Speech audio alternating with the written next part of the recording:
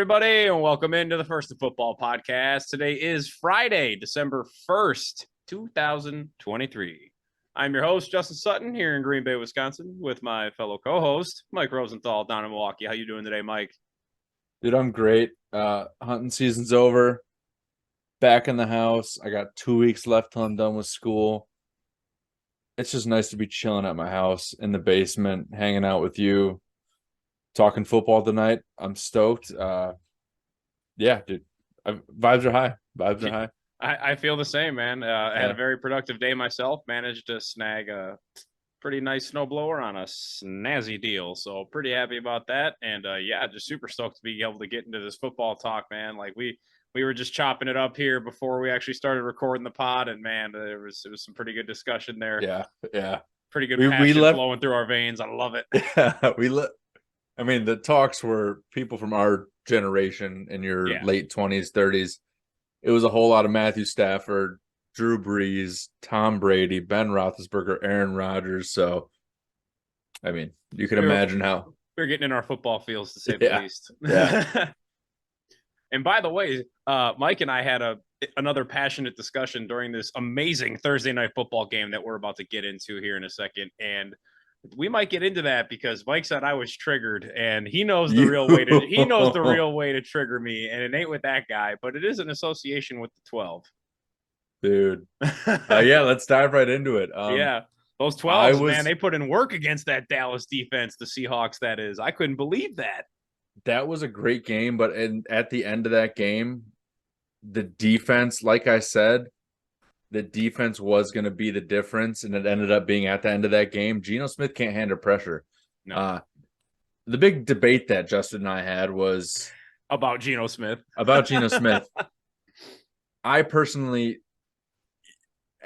was boasting Geno Smith, saying he's having a great game, and then Justin basically had the feel that I thought he was the next coming of God, and not at all the case. I can't stand Geno Smith. I thought you were fanboying for Geno a little bit. I did. Not at all. So that was misread on my part. And Justin was like, it's all in Pete Carroll. All Pete Carroll. You got to give Pete Carroll credit for getting the boys ready. I said, you can't give Pete Carroll credit for Geno finally deciding to throw the ball to the receivers. You can't credit the coach. And then I was just pissed. He does have to execute it. And that's what I was trying to display. And Justin, obviously, through text, you know how things go. Like, correct. It's impossible. So I'm just like, I don't like Geno Smith. But he threw a great game. He stepped it up well. But he looked like Geno Smith last year, kept up with the Cowboys. The competition probably fueled him to play better. But I'm with you, like you said. I don't even think he's a franchise quarterback. Agreed. Personally. I mean, ultimately, I will say Geno does get 50% of the credit. I'll split it with him and Pete Carroll because I went back and I actually rewatched the condensed highlights of that are usually available on YouTube, after the game. It's like the 15 or 20 minute long thing. Not the offensive coordinator. Pete Carroll is not the offensive coordinator. He is not. You're right. He just coaches the entire team, and I get it. But like what I saw was a defense that came out feisty. They weren't that great. If they could have came up with any sort of turnover, I think they probably win that game. But credit to them, they've been good too. Yeah, I will say they looked solid enough. Like they made Dallas earn their way down the field. They gave up a couple chunk plays here and there, but like for the most part, it was not 40-yard bombs away all the time. You saw a couple of those plays, but it was not a complete torching, in my opinion. But I will say I did see a lot of first read throws from Geno. So while Geno was making those throws, it seemed like, he would drop back. And granted, Dallas does have a great pass rush. If you wanted to counter with that argument, I get it. So you want the quick pass game to be working and first read to be working. But, I mean, ultimately, guys were getting open. And, yeah, it's like that. My opinion, I attributed everybody being ready to step up to that challenge to the coaching. Because, I mean, Dallas, in my opinion, is vastly more talented than Seattle. Yeah. And so I pretty much just thought that, hey, man, they stepped up. And, like, to me, that's usually a clear sign of coaching. But, yeah, you're 100% right. Geno does have to go out there and physically do it on the field. And shout out to DK Metcalf for showing up and not having brick hands. They won that game, too, with pretty much keeping Tyler Lockett irrelevant. And Seattle did leave that game with, I think, Charbonnet is like apparently a serious injury. Like some serious... from what I saw, it was some serious swelling. I think it was in his knee. Well, what I want to know, I believe your mic just cut out there. But what I want to know is, yes, now we got you back. What I want to know is there any correlation to, DK dropping passes and then like suddenly he's got a little better hands after he's been, into the whole sign language thing? Because I mean, that first touchdown he scored when he took it to the house, I mean, he truly was standing on business. So it's like, dude, I mean, the dude's a freak. He's the AJ team Brown would be a light, in my opinion. The team would be a lot better if Geno Smith wasn't their quarterback. Yeah. But they also have no better option than Geno Smith right now. So, but yeah, Zach Charbonnet is dealing with an apparent, knee injury. An oblique. No, Kenneth Walker out with oblique. Zach Charbonnet. Pete Carroll suggested the injury was not serious, but from what I saw, there was some like swelling, and there was a potential actual issue here, which could be that could be a dagger to that team. But I don't think anybody thinks the Seahawks team is going to make a run. So right, I mean, but they're in a tricky spot, dude. Yeah, they still technically have life, but like they're kind of in that spot of like, do they really have life? You know what I mean? And like, they're not going to win a Super Bowl in that division this year. And then what do? You have a 33-year-old Geno Smith as your franchise quarterback for the next couple of years? Do you ride that? You have Drew Lock on your bench. Yeah, you got to hope you can draft somebody. I guess you hope that you stink more so you can get a quarterback. Well, just to follow up here on Zach Charbonnet, there is a quote from Pete Carroll here. On Friday, he said that Charbonnet's knee is, quote, puffed up pretty crazy. Yep. That's what the inflammation, the swelling. Yeah. Which that's concerning. Yeah. Especially Pete Carroll saying that, and he's Mr. Lie about injuries till the grave. Like if he's coming out and he's like, it's pretty puffed up, crazily, it's like, probably doesn't look good. So, I mean, DJ Dallas, maybe a sneaky pickup in fantasy leagues because he was kind of getting the work. Maybe that's just a product of he was the only other running back active, but.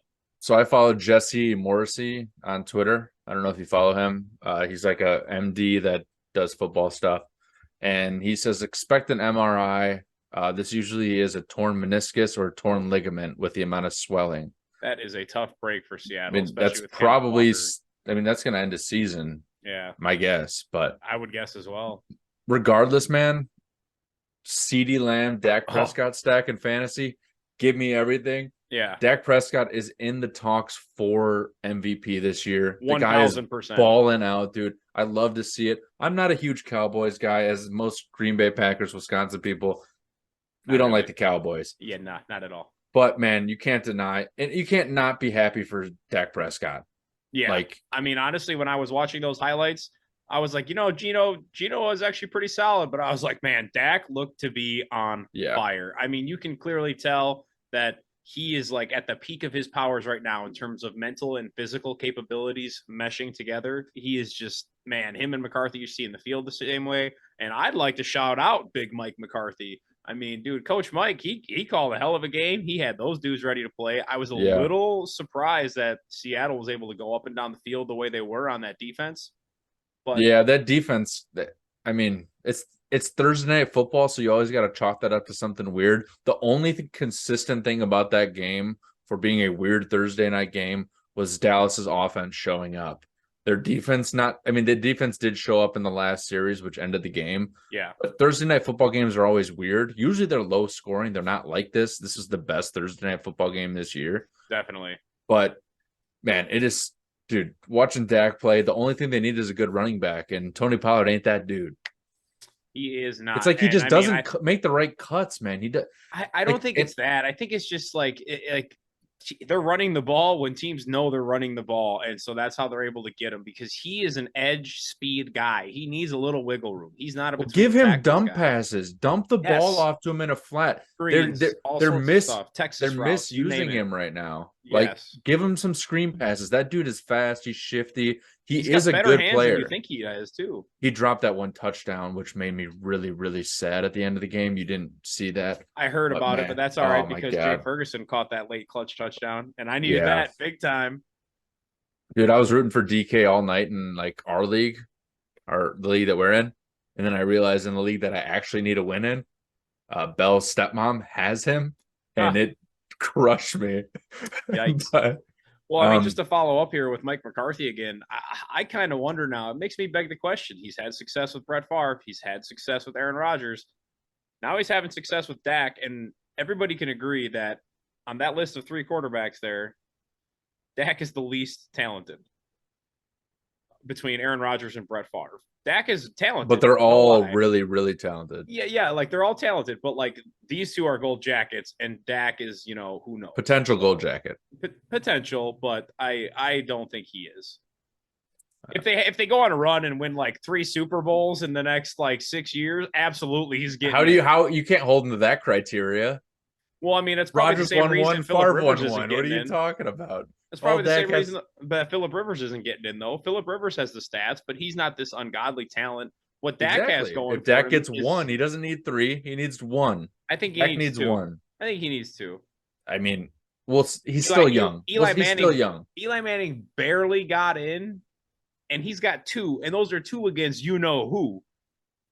And it still took him a while to get it. Like, that was kind of borderline. Dak's stats are probably way better than Eli Manning's. Huh. I would bet that. We'll have to save that for a later episode. I'd love to get into that. We're going to write that down for a podcast topic just for y'all people. Yeah. Let's move on from this game. Yes, that was a phenomenal game, but let's continue. Great game. I'm sad you did not get to watch it. Yeah, I just listened to it. It was a good listen though, but we both took that line at Dallas -9 and we were both wrong. Yeah. That's okay though. It is okay because hey, we were wrong together. So let's jump in here. Let's get into this little preview of Sunday's action. Yeah. First up, Cardinals at Steelers. Pittsburgh favored at -5.5, and I'm sure you are itching to get into this, Mike. Yeah, dude. This is the first time they've been favored by this much in like, I want to say since mid last year or something like that. Steelers need to prove something this game. Yes. That they need. I expect 3 offensive touchdowns this game. I expect a build on what they did last week. They need to beat up on these terrible Cardinals team. They're not a good football team. I think you want 3 offensive touchdowns at the minimum here. Like you're looking for a nice building block here off of last week's performance. I want to see Kenny throw 2 freaking touchdowns. Just give us 2, man. He can throw the deep ball. They can do it, man. They have the team to do it. Let's open it up, man. Let Kenny sling the ball. You're at home. You're in Pittsburgh, man. Like you're coming out. James Conner is coming back to Pittsburgh, but he's also kind of injured, acting weird. Yeah, Hollywood Brown. I heard something about he kind of like disappeared after halftime and nobody saw him again. Hollywood Brown's coming off an injury, and then you have Kyler Murray who's not playing very well. Yeah, he looks a little rusty now. He's going to be rusty all year. The team's not good either. They've won 2 games for a reason. Like they're not a good football team. I think they have the potential to be a good football team. They're scrappy, but I think 4 downs, the combination of Minkah Fitzpatrick, TJ Watt, Cam Hayward. I think those 3, there's only been 4 downs that they've played together this season. Oh, wow. It's either 4 downs or 4 series. I don't remember which, but regardless, they haven't played a full game together. Yeah. And Minkah's back. Everybody's back and they're healthy. Game on, dude. In Pittsburgh, TJ Watt's leading the league in sacks right now. I mean, I could see a couple sack game here from TJ Watt for the potential defensive player of the year. He's playing amazing. Yeah. I just don't think that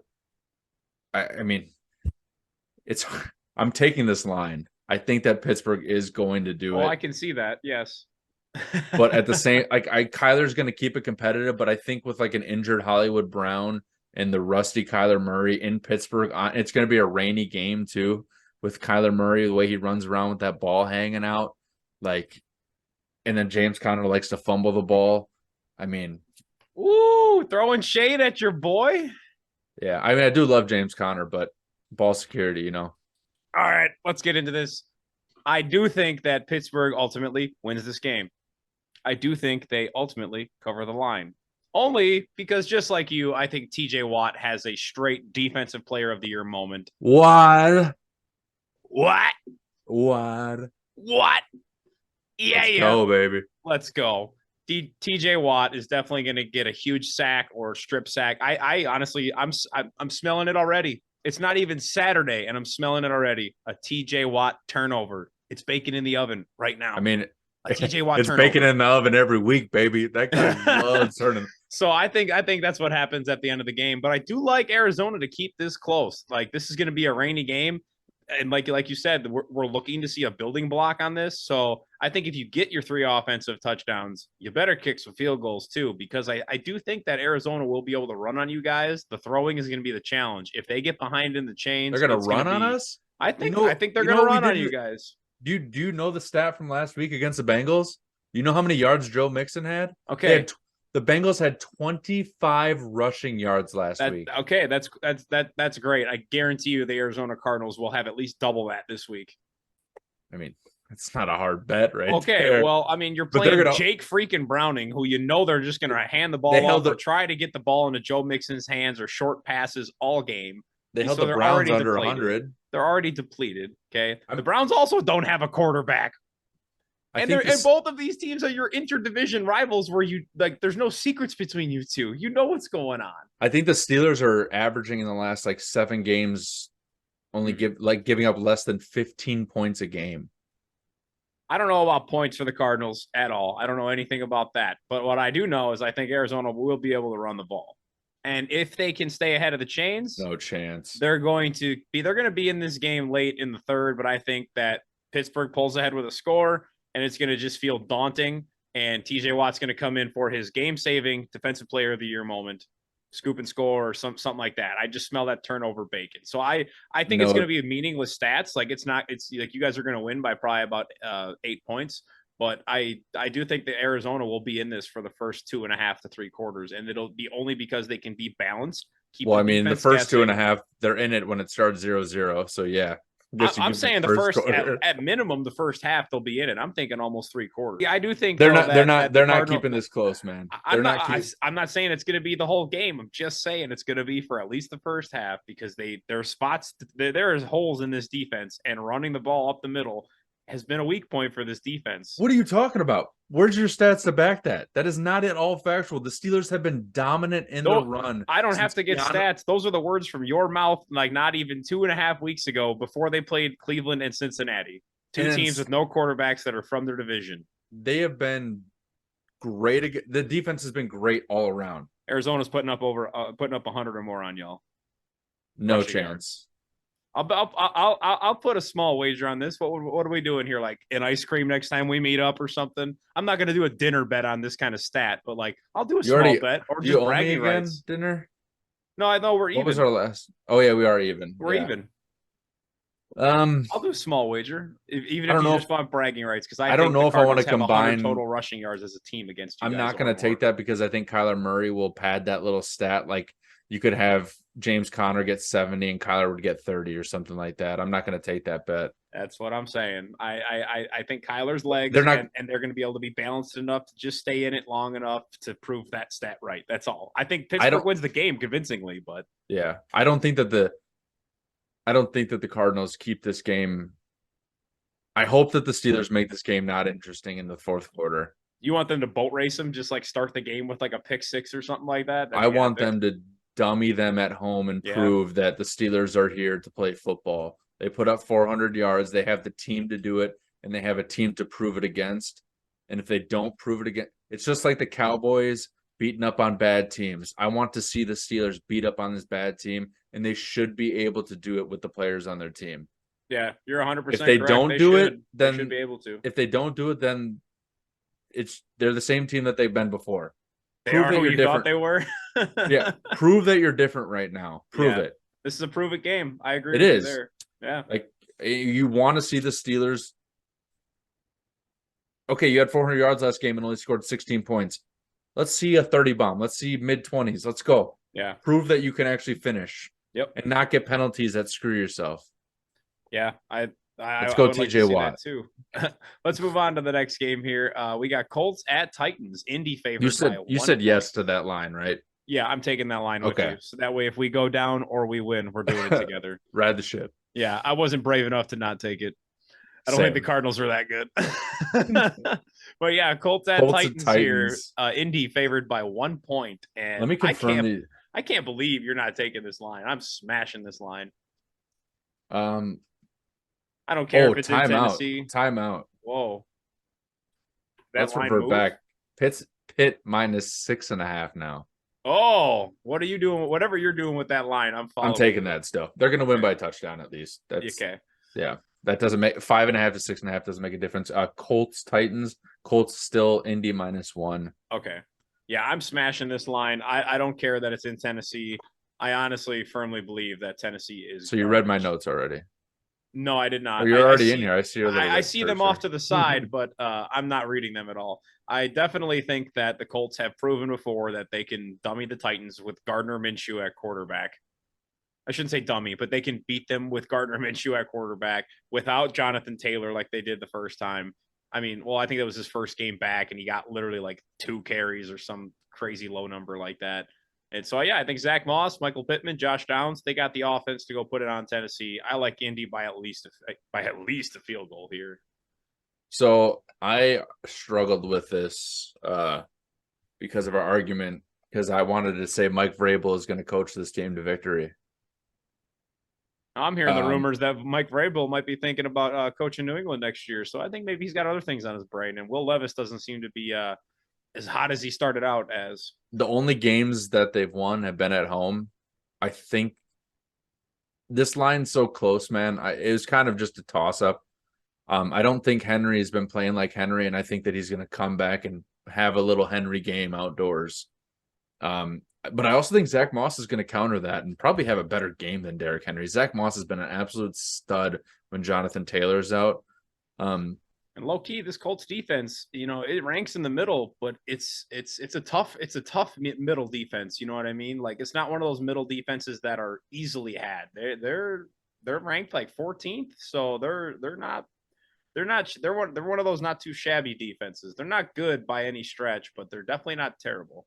I think the Titans are a tough out at home. It's hard to beat them at home. I mean, ever since they got rid of Kevin Byard, I feel like their defense looks extremely vulnerable. They beat the Chargers, they beat the Bengals, they beat the Falcons, and they beat the Panthers, which isn't much. But at home, so the only win that matters there is the Bengals, and that was with an injured Joe Burrow. That was week 4. I don't remember Joe Burrow state them, but the Bengals did score 3 points. So yes, probably a bad. It was like 27-3 that game, I believe. I don't know. My memory recalls. I don't know. I don't like that line, and I like the Titans at home. All right. Well, you can ride that ship by. I think it's going to be a running game, man. I think it's going to be Henry versus Zach Moss. I think this is a pass funnel defense here. Josh Downs, Michael Pittman, fire them up in fantasy football this week. Yeah, I think these rushers are going to make a difference here. And if I'm going to put money on 2 running backs, I'm not going to not put my money on Derrick Henry. All right. I'll keep my money on the Colts here, my figurative money. That's with that last statement. All right, next we got Chargers at Patriots, another just like head scratcher. Which is it's these games. There's rumors. Some of these games suck this week, man. There's rumors swirling that this will be Bill Belichick coaching against his future new team. Yeah. I mean, so I don't know if I believe that. I don't know if I believe any of the rumors about New England or any of that stuff right now. I just they're one of those franchises you can't really peg. You need to wait and see what happens. The line is still Chargers -5.5. I'm gonna take that line. I don't know how much the Chargers need a get right game here. Staley needs okay.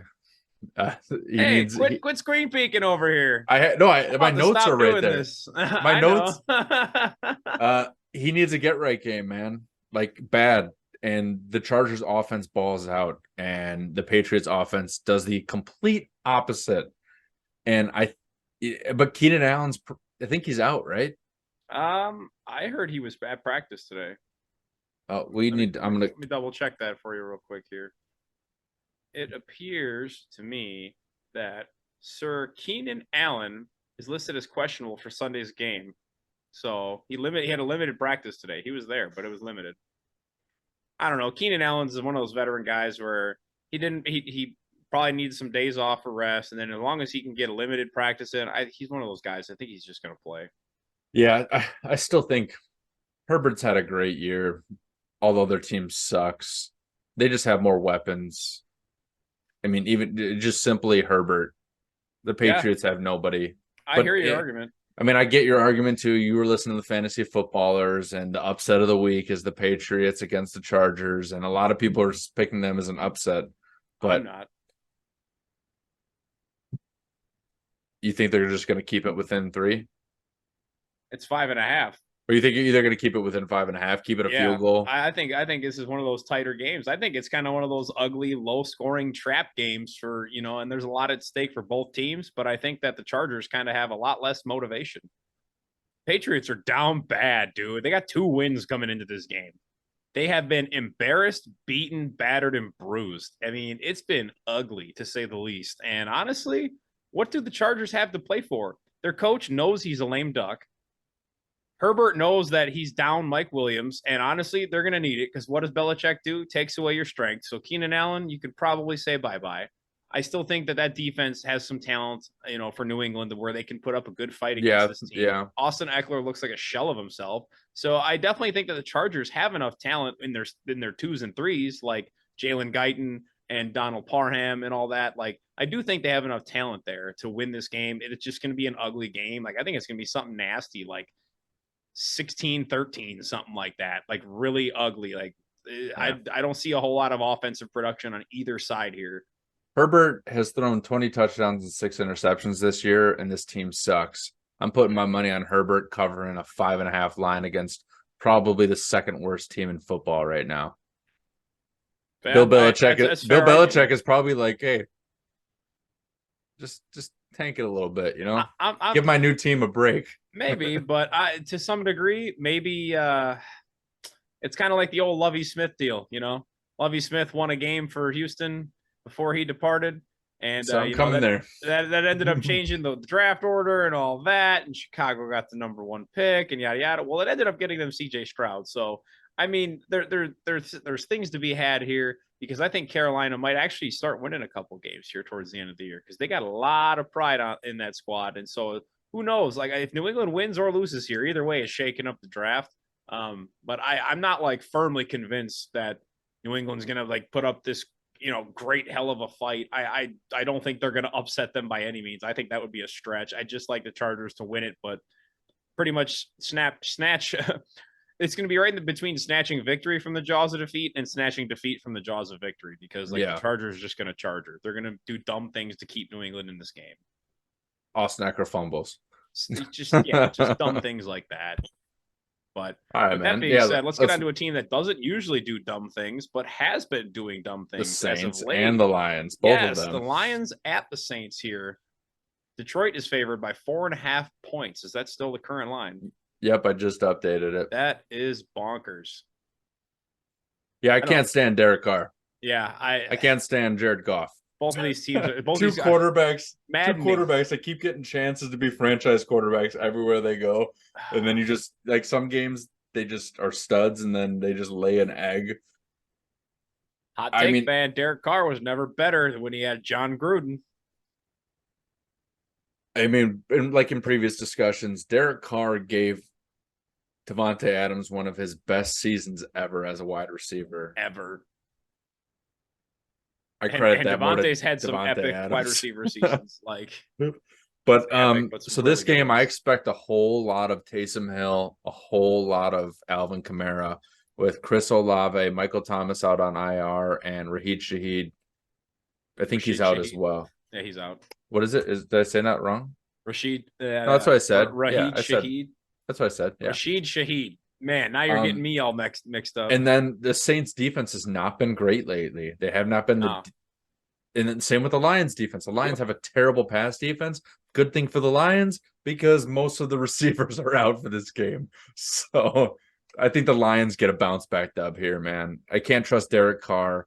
I don't trust Jared Goff either, but I do trust Montgomery and Gibbs and Sam Laporta on little dump passes to beat up on the Saints a little bit here. And the Lions have a lot to prove, man. They need a big bounce back, and they've also had, I think, 9 days off. because they had the Thanksgiving game and the Saints have had a shorter time off. And the shorter time off with the injuries to the Saints is more of a detriment. And the Lions are coming pretty healthy. So yeah, I also think that the Lions get a bounce back up here, but I think I think we see some fireworks here. I don't like either of these defenses, and I think both of them leak like sieves. I think we see quite a few points. I think the offense here for Detroit is better and more consistent, and that's why they're going to win out. I think the Saints are going to sputter too often, and Detroit will. I think it's going to be a relatively high scoring affair, but I think Detroit wins by at least a touchdown. That's kind of where I'm at, man. It's like, I wouldn't be surprised if it was close because Derek Carr can pull some games straight out of his ass. Yeah, totally. Especially with Alvin Kamara, you cannot doubt Kamara out, and you cannot doubt Taysom Hill. Like Taysom Hill is a baller, dude. Like both those dudes can ball out and take over Storm games. and Mormon, that dude is dynamic. They are the most athletic people on the field. I swear, man, it's crazy.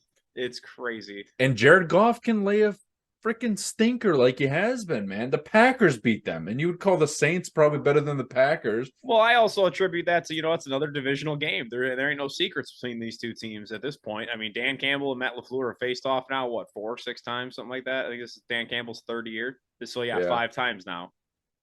No, that was 6. That was the 6th time. That did help the Packers for sure, but I mean, I think the Lions got exposed, and I think they have a lot to prove here. And I think that Dan Campbell really got exposed. They're gonna lock it down. I'm a big Cameron Sutton guy, cornerback. He's pretty good. Obviously, ex-Steeler. He has not been super great, but I think they're gonna pull together, man. Here, but overall, I think he's a solid player. Yeah. Yeah. All right. Let's move on to the next game here. We got Falcons at the Jets, and honestly, I don't expect to see this game on Red Zone much.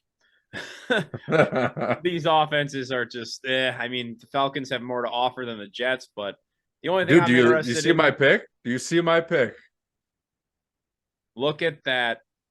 Football Jesus has Jets inspired even you, Mike. I love it. You're riding with me on the Jets. I'm taking it. The Jets have new life with football Jesus, aka Aaron Rodgers, back in the building. I wish you would not take this, dude.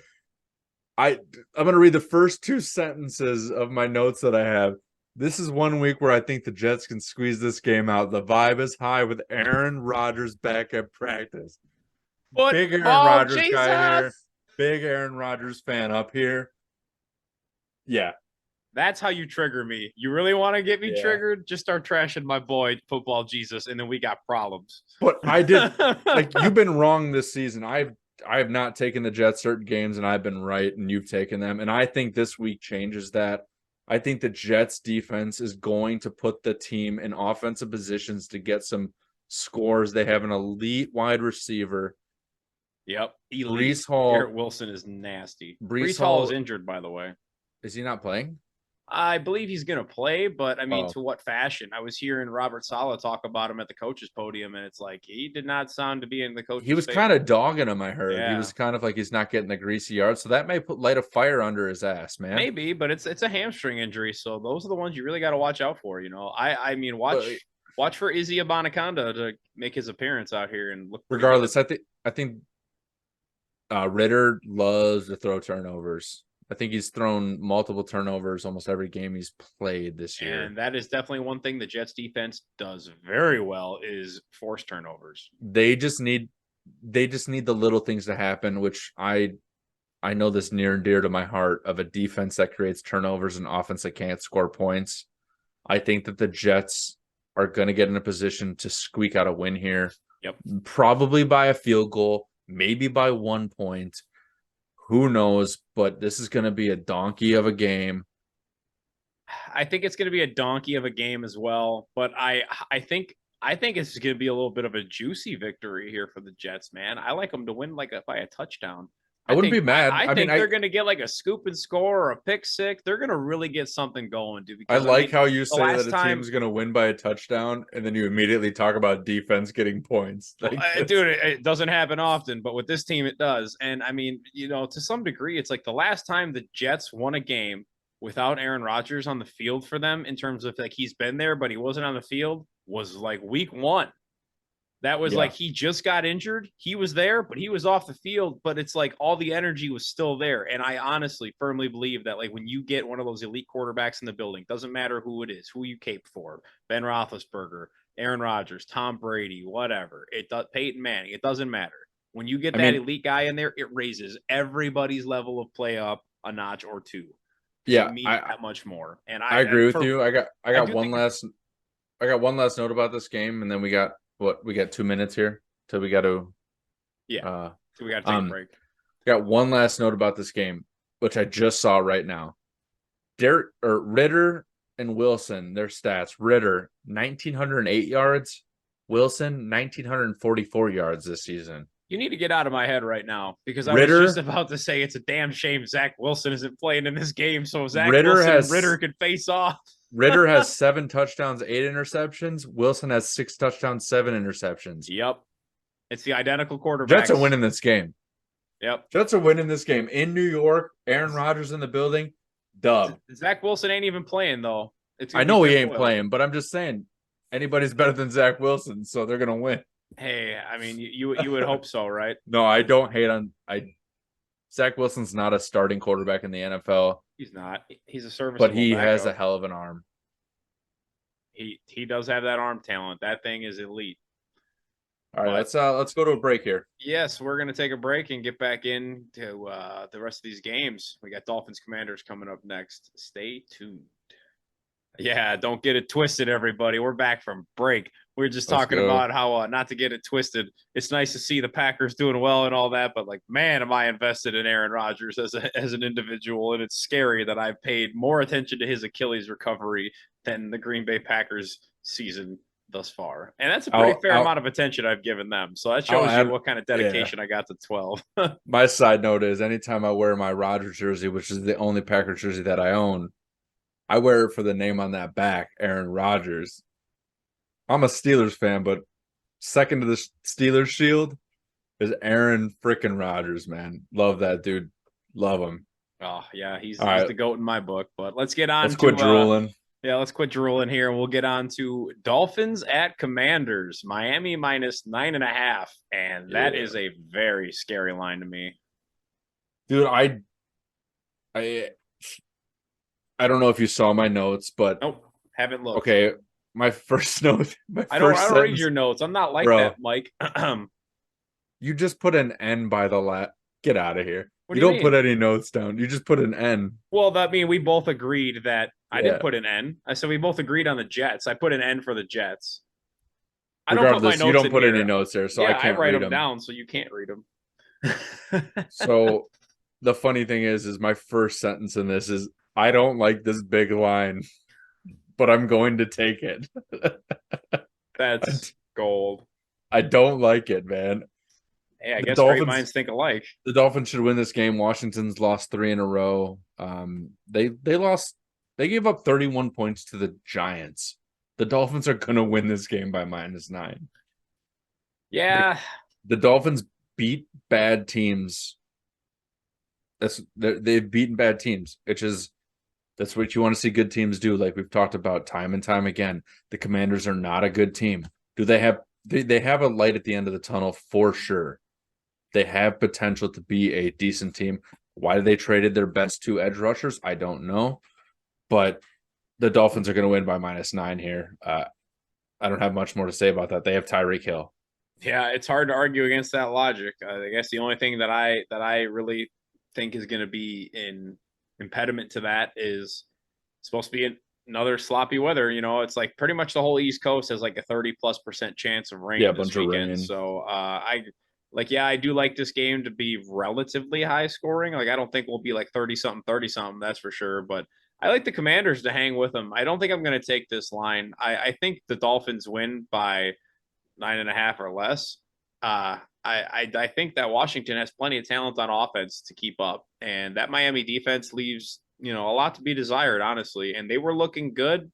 They were starting to gel and look better and not leave so much to be desired. But now with Jalen Phillips tearing his Achilles or rupturing his Achilles, that does hurt, man. That is a massive blow because he's falling this year. There's supposed to be rain this game, but there's not supposed to be a lot of wind, and rain really isn't a factor in football. it's more or less the heavy win games. Because, I mean, they're gripped up, dude. Like, yeah, but I mean, that ball gets slick. It comes out. That's all I'm saying. Ball gets heavy. Yep.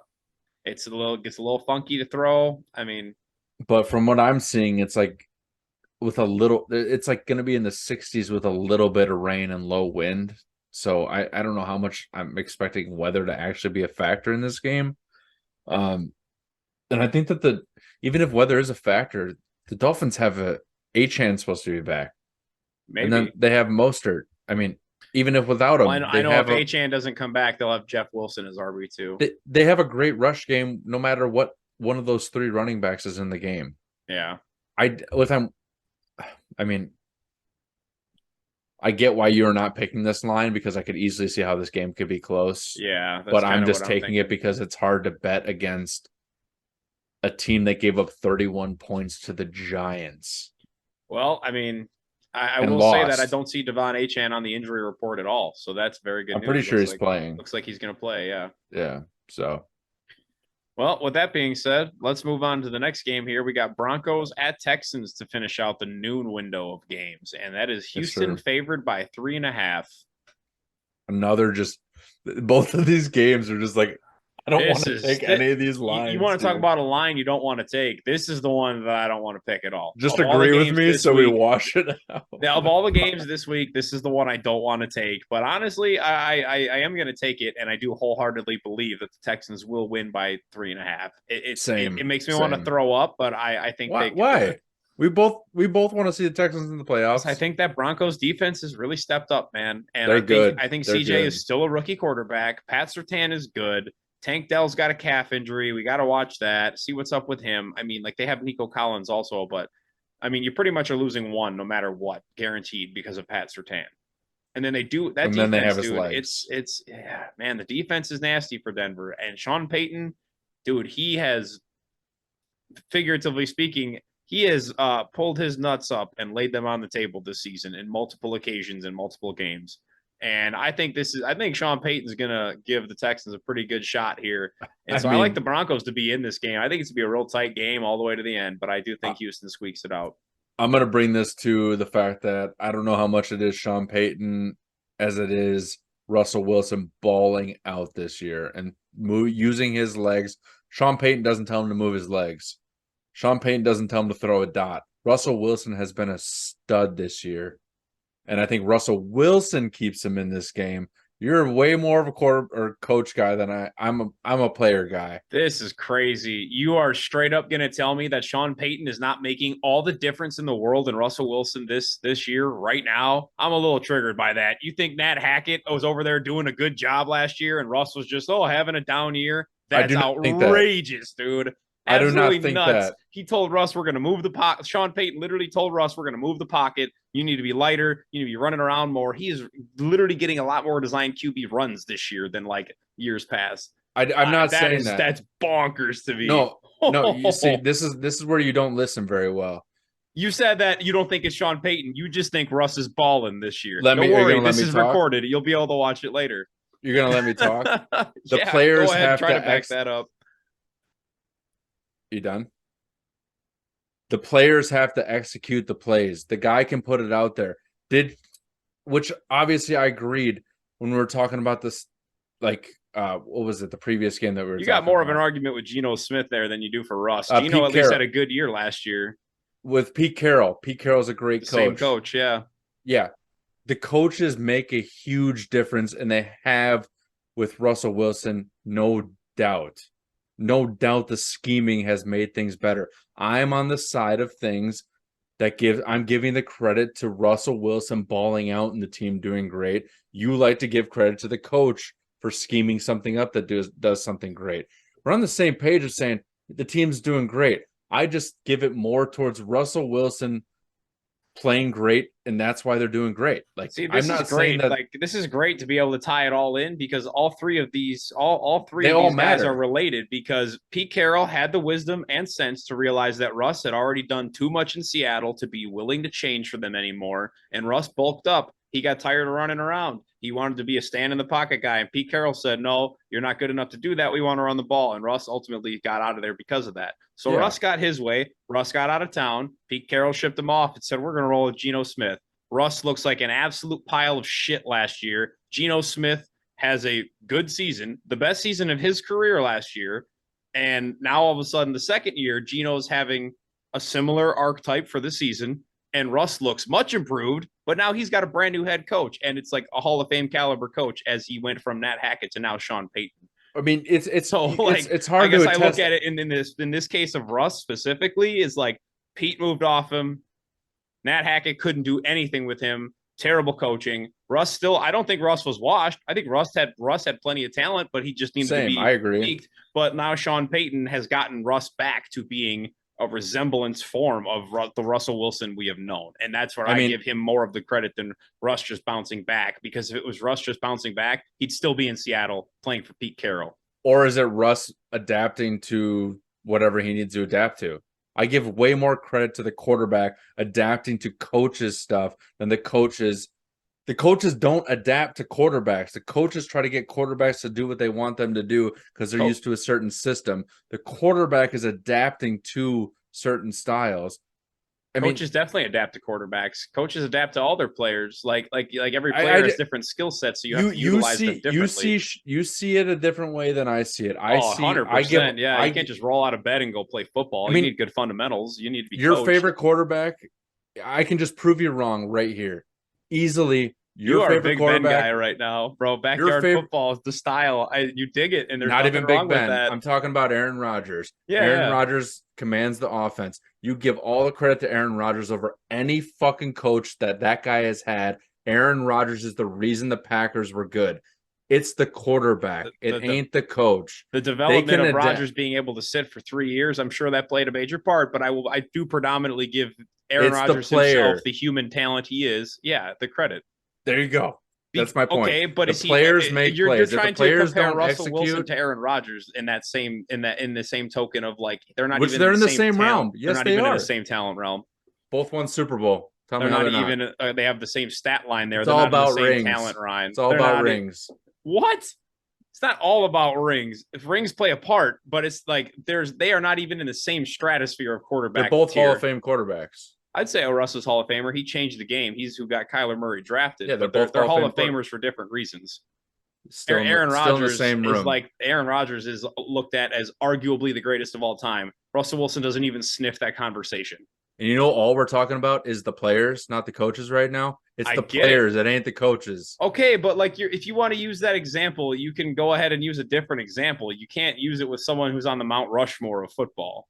Ben Roethlisberger won a Super Bowl with Bill Cowher. 2 years later, won a Super Bowl with a different coach. It's the player, not the coach. That's a much better argument. It's the player, not the coach. That's a much better argument. Tom Brady. I accept that. It was Tom Brady. It wasn't Bill Belichick. I mean, who drafted Brady though? Who gave him the chance, and who had the balls to put him in when Bledsoe? I mean, who had the balls to keep him in when Bledsoe came back? With that, it's still Brady, but I think it's more 60-40 player coach. I think Belichick gets 40% of that. That was a different time in the NFL, man. It's not like today. It's not like today where these kids are, able to play 7-on-7s at like basically half their life before they even get to high school. You know what I mean?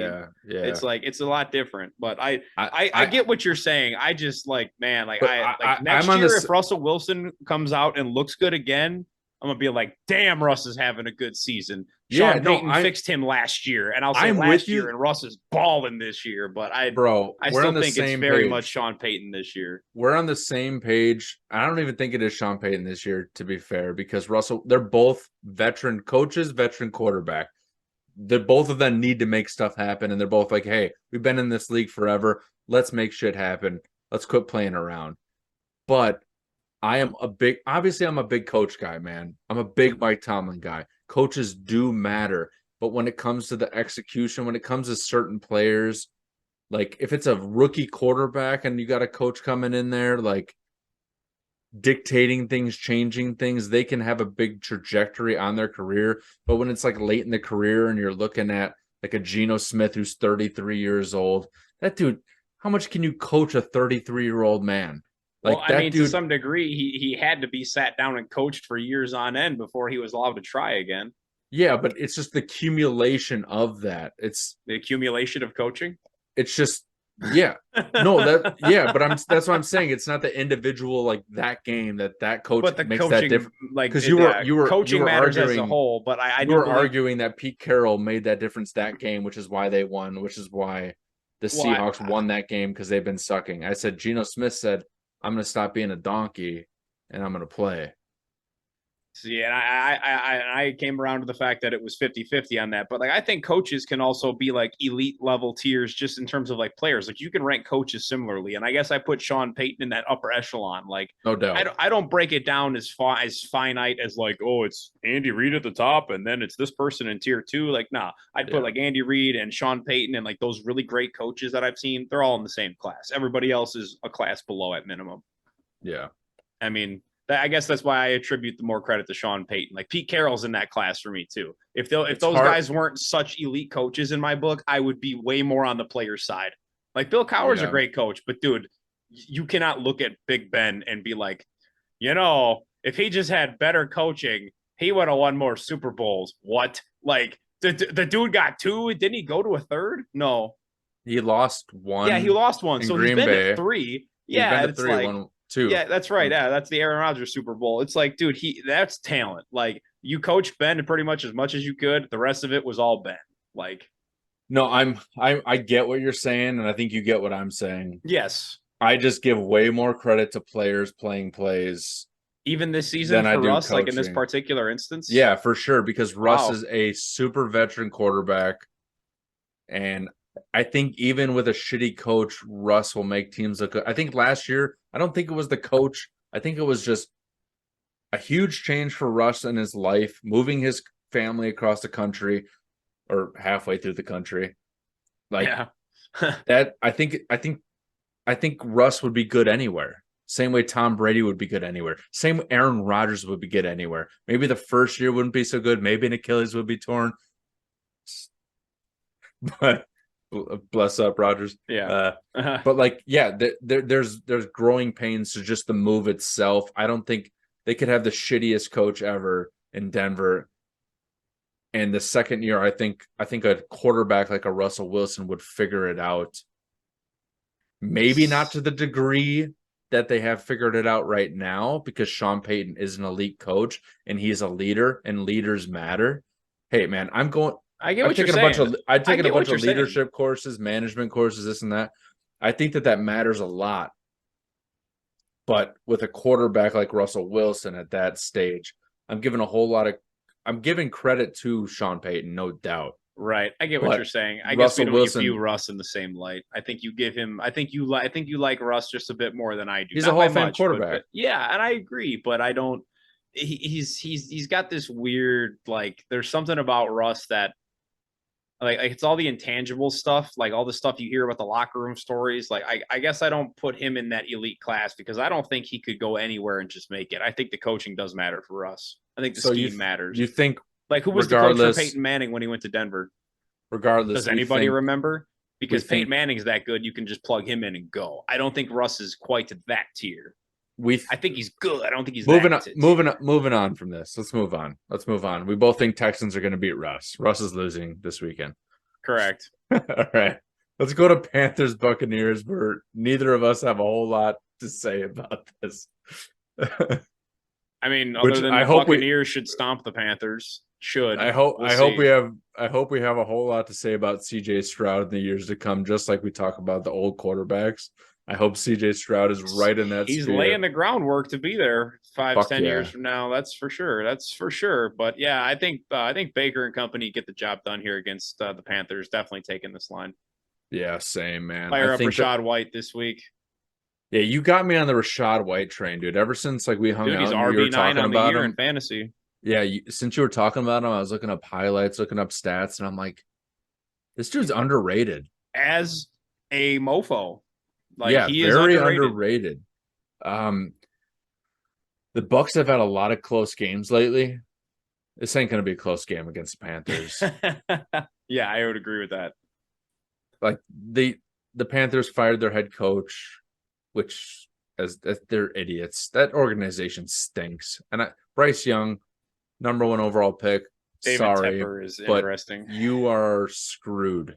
Yeah, you're screwed, man. At least for a while. Who knows? Who knows what next year looks like? But it doesn't look good. But the year after, that might be the last. Like that might be the first glimpse of light at the end of the tunnel. Because no matter who they hire for a new coach, next year is going to be a building and culture year, and it's not going to be instant success right out the gate. So, and then he's going to be 30 next year.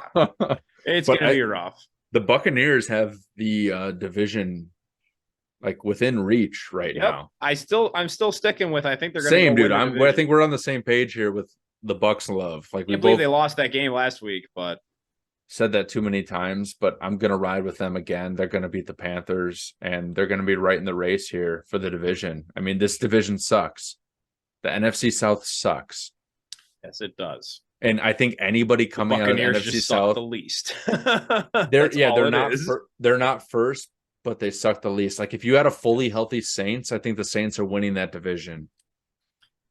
The Derek Carr thing is what makes me question that. But other than that, I would agree with you. Like, dude, you put Baker on the Saints and you say that again, I'm like, smash, take my money. Yeah. Like, I'm a Baker believer, just like you.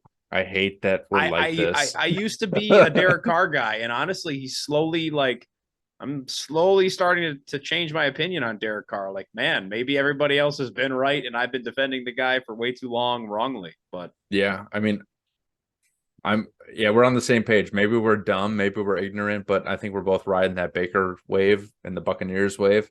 Man, I hope they win that division. I'd like to see them in the playoffs. A healthy Buccaneers team with Baker Mayfield. I like that a lot. Yeah. One team that's also chasing the playoffs here, hopefully, is this next game. We got the Cleveland Browns going to the LA Rams, and the Rams. Hope you're not talking the Browns chasing the playoffs, dude. We don't. They are. They're chasing it, but I don't think they're going to get there. They're kind of. That's like a dog chasing its tail right now, man. They ain't got no future. They have Joey Flacco, 38 years old. The Cleveland Browns quarterback is Joey Flacco. Yeah, he's going to start this week. It's crazy. Take me back 10 years. And let me tell a Ravens fan that 10 years from now, you're going to have Joey Flacco starting for the Cleveland Browns. Nobody would believe you. That's comical to think about. Oh, my God. That's insane. Joey Flacco sucks at football. It's crazy to think that he is for the Jets. It's crazy to think he started for half the AFC North once he makes a start this week. I can't. What a bum, man. Like, dude, he had his run with. He's not obviously not a Hall of Fame quarterback. I don't think so. He just had a crazy run one time. Like a blind squirrel finds a nut once in a while. Yeah. Shit like that happens in sports. But the guy was not great at football. Like he's not a good quarterback. He's not like garbage. Like he made it to the NFL for a reason, but he's not one of those, like maybe at one time he was looked at as like an elite quarterback for that run that he made like very recently around there. But I agree with you. I never saw him as like a Tom Brady type. I never saw him as like one of those guys. The last time they had him start, was it the fantasy footballers that said that or something like that? The last time he started, they had him throw like 30, 40 times a game. The last time he started a football game for the Jets. That's crazy. They had him just throw like crazy. Do his legs work? I mean, it kind of makes me wonder why the Jets didn't pick up the phone and give Joe Flacco a call. Well, because the Jets are dumb. They didn't call Carson Wentz either. That's the one that would have been really interesting. Why not? Yeah, he's so talented, and he's already been labeled a career backup at this point. Yeah, and it probably wouldn't have pissed off Rodgers. Well, yeah, grab Carson Wentz and milk it into the wild card and get Rodgers back. Even the Browns, what are you doing? For that matter, why didn't the Browns go get Carson Wentz? Well, the Browns aren't dumb. I mean, they are. They had Josh Dobbs, dude. They let him go. Well, Watson was playing well. Wentz was. So the time didn't work out there. Yeah. But I'm sure the Browns would have tried because they were like, hey, we're in a playoff spot. The Jets were just like, hey, we have Aaron Rodgers sitting there and our quarterbacks stink. We're not going to go get anybody. Like, what are we doing? But the Browns, I think the Rams are going to win this game. I don't think the Browns have enough to cover Puka Nacua, Kyron Williams, and Cooper Kupp and Tyler Higbee with Matthew Stafford as quarterback. I don't think that. Like the Steelers almost beat this Browns defense, dude. And the Steelers had they have a terrible offense. They were a little bit better last week, but statistically they're they're bottom of the league offense. The Rams are not bottom of the league offense. Yeah, And I would agree with that. like, I can see this being like a 16-10 game, 16-13 game, or something BS like that. But the Rams are going to score more points than previous teams have. The Browns don't have they have an old ass quarterback, or whoever's going to be a quarterback. It really doesn't actually, even if Deshaun Watson, it would still be a close game, to be fair. I would Like agree with that, definitely. The Browns don't have an offense, they have a defense. I think the Browns keep this close because their defense is elite, but also you got to think about their best defensive player, Myles Garrett, was in a sling at the end of last week's game. 7 days before this game? So yeah, that spells bad news. Is he news. playing 50%? Is he, because he's obviously not comfortable, and he's going to be thinking about that. So is the first half of the game good time for the Rams to try to accumulate some points? With the Rams have the edge on offense, and I think that the Browns can't move the ball. So I'm taking them. Yeah, ultimately, speaking of being uncomfortable like Myles Garrett, I'm uncomfortable taking this Rams line, but I think I have to because it's -4 now. Oh, it's -4 now. Which, regardless, I mean, well, four would have won it. Now 4 is a push. So yeah, but still, yeah, I field think goal I'm gonna wouldn't have take won this it. with So you it's like because I don't know what this game is gonna produce. Honestly, this is one of those weird games where I don't have a feel for it. Yeah, like Cooper Kupp, so weird, I think is dude. pretty much just a decoy now at this point for the rest of the season. Denzel Ward can cover Puka, and Tyler Higbee is probably the only question mark at that point, and the run game with Kyron Williams. But I do like Denzel Ward's out. Denzel Ward's out. He's out. Yeah, that is not good. Yeah, then I definitely like the Rams a little bit better here, but it's not like it's all that significant. I still just, I don't know. Yeah. The Rams offense is pretty much Puka and Kyron Williams, and if you can shut one down and make them one-dimensional, the Rams have a really tough time moving the ball. And Jim Schwartz plays hard, has that defense playing hard, man. I don't know. I'm just gonna take it just so that way, if we're right or wrong, we're there together. Yeah, I mean, even if you said yes, I would have think yes. I still would have said yes. I can't believe in the Browns, man. Like, they're too banged up, unfortunately. The Browns, they're 7-4, but I think if Deshaun was playing, I'd be taking the Browns to win this. Yeah, I wouldn't.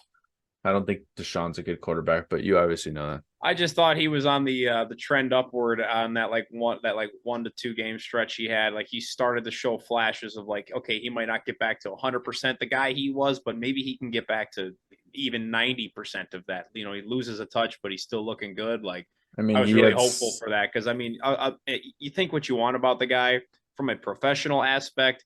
When you work your ass off to have a career like this and everything, I really hope that, the dude can get back to having somewhat of a considered successful career. Like, he has worked for it. I'm not excusing whatever he may or may not have done. I'm just saying it's like, dude, nobody likes to work and see their efforts wasted, especially such a young guy with a guy who's got so much talent. I mean, he has so much talent. He scored 7 touchdowns and 4 interceptions in the minuscule games he's played this year. Yeah. I think he was smart and signed a fat contract. I think we all get it now, Mike, in week 13 that you don't like Deshaun Watson. I want him to be good, but I don't think he's good anymore. No, you don't. Don't lie. It's easier to lie to me than to yourself. You don't want Deshaun to be good. You want to see him burn, and you want to see the Browns burn. I do not want to see him. Steelers fan. Shut up. I love the Texans. I love Deshaun Watson on the Texans. I did.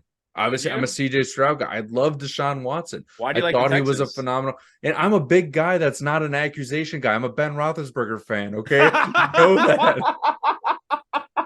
I'm not holding that against him. That's horrible. I love it. That just debunked everything you just said. Get out of here. That's hilarious. I think if Deshaun wasn't playing for a divisional rival, you would think a little higher of him, but that's just my guess. I don't. I think he's so mentally disconnected from all the BS that it's going to be hard for him to ever get back into the. Oh, so you think he's like permanently broken? He'll never get back to being good. Oh yeah, I don't think he's.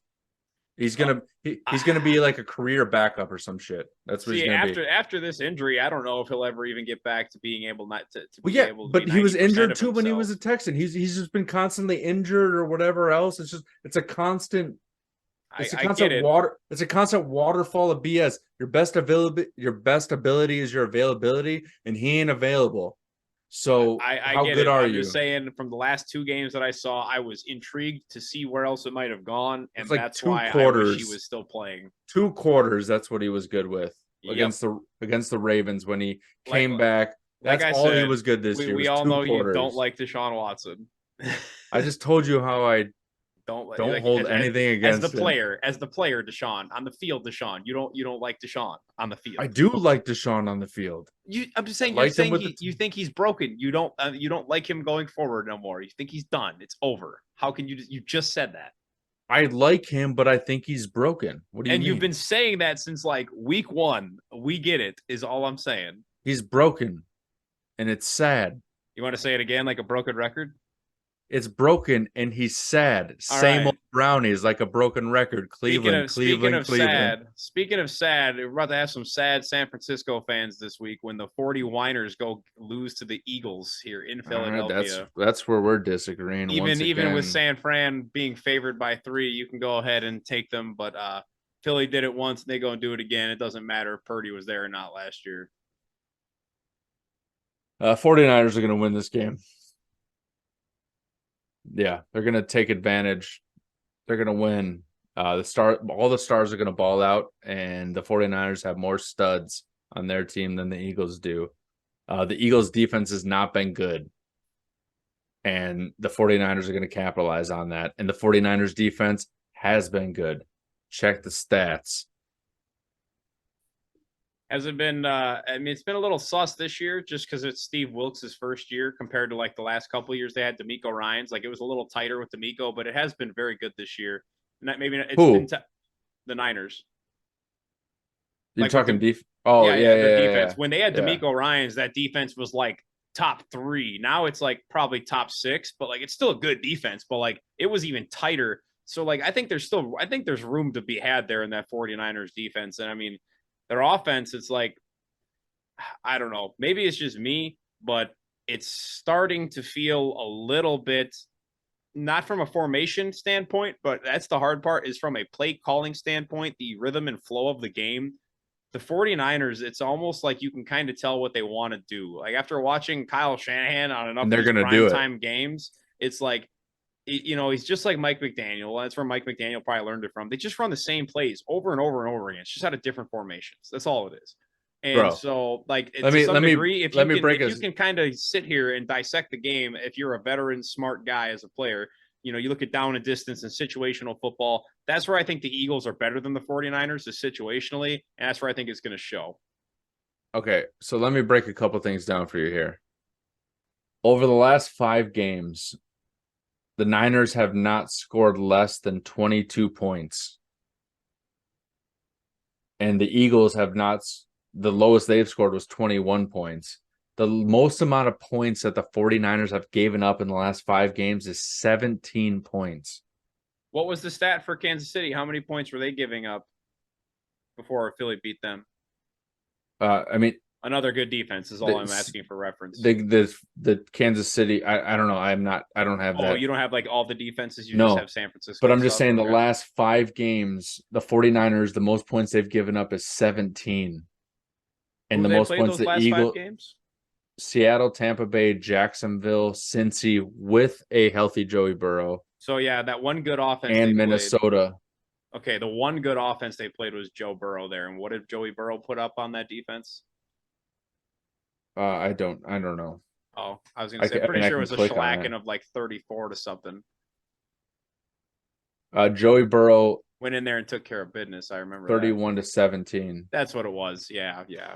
I just think that this is another like actually good offense that this San Francisco defense has to face. I don't think the defenses they've been playing, I mean, the offenses they've been facing have been all like truly that great. That's the only reason I like disagree with the defense thing. I don't know. I think it's going to be a shootout, man. I think it's going to be a high-scoring game. I just like Philly to win it. I don't think it's going to be a blowout by any means. I think it'll be a tight game. I just don't trust This is probably the biggest game of Brock Purdy's career.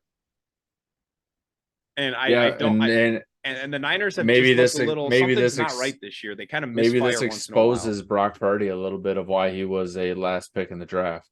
I mean, maybe, but he's got 19 touchdowns, 6 interceptions. I'm definitely worried about being wrong about this game because that Eagles secondary has holes right down the middle of the field. Like, I mean, I totally see the path to victory for San Francisco here. I just think the situational football it's where this game's gonna be won and lost. It's not gonna be won or lost in the trenches. I think it's a push all the way around. Brock Purdy has 19 touchdowns, 6 interceptions. Hurts has 18 touchdowns, 10 interceptions. Okay, you throw in the rushing touchdowns for Jalen because that's a big part of his game. That's half of his game. Yeah, he's over. He's almost at Purdy 30 doesn't have any of that. But then you can easily nullify that with Christian McCaffrey, which nullifies DeAndre Swift. Whoa! You can't nullify. You can't. It doesn't work like that. I'm just saying, like in the total. I'm just like saying in the totals, like which makes this game way more equal. Okay, you're not going QB to QB here. My bad. No, I'm just saying like combination, like rushes, passing, this and that. It kind of makes it equal. Yeah, offense to offense. I get what you're saying there. And then AJ Brown has the edge over any receiver for the 49ers, hands down. Yeah. Like going back to when I said DK is AJ Brown light, DK is great, but AJ Brown is that good. Like, yeah, I don't know how well I feel about me picking that. I may change my mind. Did I talk you into that? What? Did I maybe talk you into changing your mind here? No, it's actually Sam. I actually read the stats wrong earlier when I was saying the stats about how many points that the 49ers let up, because I was reading the lines wrong. I said they've only let up 17, but they've actually let up 31 and 22 in their losses. So I was a little amped and read that wrong. I don't know what I'm feeling. I'm going to actively decide here. You got a minute and 46 seconds, and we still have another game to get through. And yeah, I'm not taking that. I think that it's going to be close. Man. My genius is the kind that won't be appreciated until long after its time. I'm never going to let you appreciate that. That's all right. Let's move on here. We'll see how this game plays out. But let's move on to another game. Let's take a break here. How that plays out. Oh, you want to take a break and save some big time block for this last Sunday night football game? I mean, we're both going to have enough to say where we should probably take a break. Yeah. All right, we'll be back here after this break, everybody. All righty, let's get this wrapped up here with this final game that we're going to get into, and that is the Chiefs at the Packers. Kansas City currently favored by 6.5 points, and honestly, that is another scary line. 6 now. It's 6 now? Yeah. I hope I'm wrong. I'm taking that. I'm not taking this. You hope you're wrong? I don't know. Man, this game has me so mentally conflicted. I don't even know what I'm saying, dude. This game is like so hard for me because like I can easily see how the Packers win. Yes, I honestly think this is going to be a really ugly game. It's going to come down to the wire, and no matter which team wins, I think it's going to be a squeak out win. Yeah, I'm not going to take this line either, just for the fact that I think Green Bay is going to be putting up one hell of a fight here because with Minnesota losing and whatnot, there's suddenly a little resurgence of life here for motivation. So my notes, the last sentence of my notes say, Packs keep it close, maybe pull off a last second field goal win. And I think it's going to be close, man. I know you're kind of shifting on liking Love. Jordan Love, I'm going to get to that here once we get our game analysis. Yeah, so I think that the Packers are going to have a really hard time. I don't know what's happening with Jair Alexander, A.J. Dillon, and Aaron Jones. Are they playing? I need to see my boy John Money out there. I know Aaron Jones, I thought I heard he is not playing. I don't see him on the injury report anymore. I see that he's been ruled out ahead of Sunday's game. Oh, okay. That's why I don't see him there. Yeah. Fuck, man. It stinks. Yeah. Jair is listed as questionable, and he's probably going to be a game time decision with that shoulder injury. So I think that's going to be the biggest ticket here. If Jair can play, I think the Packers look really good. Same with Devondre Campbell. Devondre Campbell's questionable with a neck injury. So, like, if those two guys play, I like the Packers here because I think Quay Walker matches up very well with Travis Kelce. He's quick enough. He's got the physicality, and then we can let Devondre Campbell run the rest of the defense. But if he's not, if Campbell's not going to be there, I don't know what we're going to do to stop Kelce because as good as Jair is, I think he's too small to handle Kelce. Yeah, I think this is going to be an underrated Sunday night football game. If you don't know football, then you're just seeing the 5-6 team taking on an 8-3 team. Yeah, I think you're going to be in for a great game to watch. Yep, I think physically both teams match up against each other well. And it's good matchups. The Chiefs are a big question mark. The Packers are going to have a tough time without Aaron Jones against the Chiefs defense. The Chiefs defense is good. That's kind of it is good. What's been their saving grace here a little bit to give them the record alive. that they have. Yes, totally. And they have a better special teams than the Packers do. They definitely have a better quarterback. Yeah, but to be fair, let me read you some stats. Jordan Love. Stat me up, Scotty. Let's go. Jordan Love, 19 touchdowns. Patrick Mahomes, 21. Jordan Love, 10 interceptions. Patrick Mahomes, 9. There's not a whole lot of discrepancy there. One game changes that. That is true. Jordan Love has not been bad, and he has a lot worse options than Patrick Mahomes, and Patrick Mahomes doesn't have a lot of good options. So you gotta give. It's kind of hard to be fair though. Like, what are the other stats? I'm interested to hear. There's no way you can go off TD interception ratio alone. We need a little more. So Mahomes has 29, roughly a little over 2,900 yards, and Love has 2,600 yards. So a 300-yard difference. About a game of difference. Which makes sense. Yep. I mean, they have Travis Kelce, so nobody compares to Travis Kelce in the NFL. Nobody. What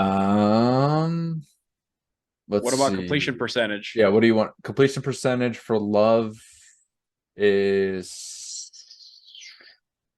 60.5 this regular season and 68% for Mahomes. It's pretty 96.3 rating for Mahomes and an 87.4 rating for Love. At home, Love's not as good at home as Mahomes is away. But I mean, it's all pretty negligible, man. Man, it's going to be a close game. I think I'm glad we're on the same page of not taking this line. Pacheco is also really scary for Kansas City because that dude runs like his head is cut off. Yeah, he literally runs like he's angry at the ground. It's hilarious. Which is awesome, man. Like, it's hard to bet against Mahomes and the weapons that they have, but I have this blind faith in the Packers, man. What's their win streak right now? Packers have won 2 in a row. Chargers and Lions. We shall see if they can make it 3 in a row. I am anxious to see this on Sunday night, man. Not only did they beat the Lions, they kicked the shit out of the Lions. Yeah, but they also let the Lions back in it. So we'll see exactly how this goes. But I guess we're all just going to have to tune in Sunday night. Yeah. And you guys will get to hear our thoughts on that as it's developing. So with that being said, close it out. We're going to have another show coming out for everybody Sunday after the games. Hope everybody has had a great weekend thus far. If you're just seeing this on Saturday or maybe late Friday night, what have you, enjoy the rest of your weekend. Hope it's grand for everyone. Give us a like, hit the subscribe, and turn on those notifications so you don't miss an episode. We appreciate all the support from everybody here at the First and Football Podcast. And with that being said, take care. Peace.